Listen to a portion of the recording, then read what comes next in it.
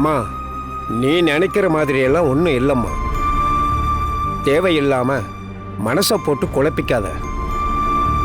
அசோக் உன் நல்லதுக்காகவும் உன் வயிற்றுல வளர்ற குழந்தைக்காகவும் தான் இந்த பூஜையை பண்றாரு.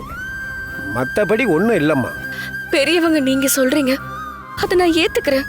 ஆனா ஒவ்வொரு பூஜையும் நடக்கிறப்பெல்லாம் வர கஷ்டங்களால நீங்க 2 பேரும் படுற பாட பார்த்தா மனசுக்கு ரொம்ப கஷ்டமா இருக்குங்கய்யா. எனக்கு இங்க நடக்கிறதெல்லாம் வச்சு பார்த்தா எனக்கும் என் குழந்தைக்கும் ஏதோ உயிர் கண்டும் இருக்குமோன்னு தோணுது. அதை பத்தி தெரிஞ்சா என் மனசு கஷ்டப்படும்னு மறைக்கிறீங்களோன்னு எனக்கு தோணுதுங்கய்யா. எப்படி துர்கா இவ்வளவு சரியா சொல்றா? என்னங்கய்யா, உண்மையை சொல்லிட்டேன்னு அதிர்ச்சியா இருக்கா? ஆஹா, சொல்லுங்கய்யா. அம்மாடி துர்கா, நீ நினைக்கிற மாதிரியெல்லாம் ஒன்றும் இல்லைம்மா. நான் சொல்றத நம்புமா. இப்பவும் எனக்கு நம்பிக்கை வரலங்கய்யா. சரி, கர்ப்ப ரச்சாம்பிகை அம்மன் மேல சத்தியம் பண்ணுங்க, அப்ப நான் நம்புறேன்.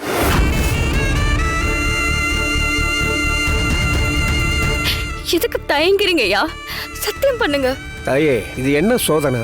சாப விஷயத்தை சொல்ல மாட்டேன்னு அசோக் கிட்ட வாக்கு கொடுத்துருக்கேன். ஆனா துர்கா சத்தியம் பண்ண சொல்றாள, நான் என்ன பண்ணுவேன்? ஐயா, நீங்க தயங்குறத பார்த்தாலே உண்மைய மறைக்கிறீங்கன்னு தோணுது. அது என்னன்னு சொல்லிருங்கய்யா. அம்மா, அப்படியெல்லாம் ஒன்றும் இல்லைம்மா. அப்ப சத்தியம் பண்ணுங்க. பொய்மையும் வாய்மை எடுத்த குறை தீர்ந்த நன்மை பயக்கும் எனின் அப்படின்ற குரல்ல கெடுதல் நடக்காம இருக்கிறதுக்காக பொய் சொல்லலாம்னு வள்ளுவரே சொல்லியிருக்காரு. அதனால துர்கா கிட்ட சத்தியம் பண்ணா ஒன்றும் தப்பு இல்லை. தெய்வீக விஷயத்துல நான் யாருக்கிட்டையும் சத்தியம் பண்றதில்லம்மா. இதுல நம்பிக்கை தான் முக்கியம். ஆனா எப்போ என் மேல உனக்கு நம்பிக்கை இல்லாம போச்சோ எனக்கு வேற வழி தெரியலம்மா.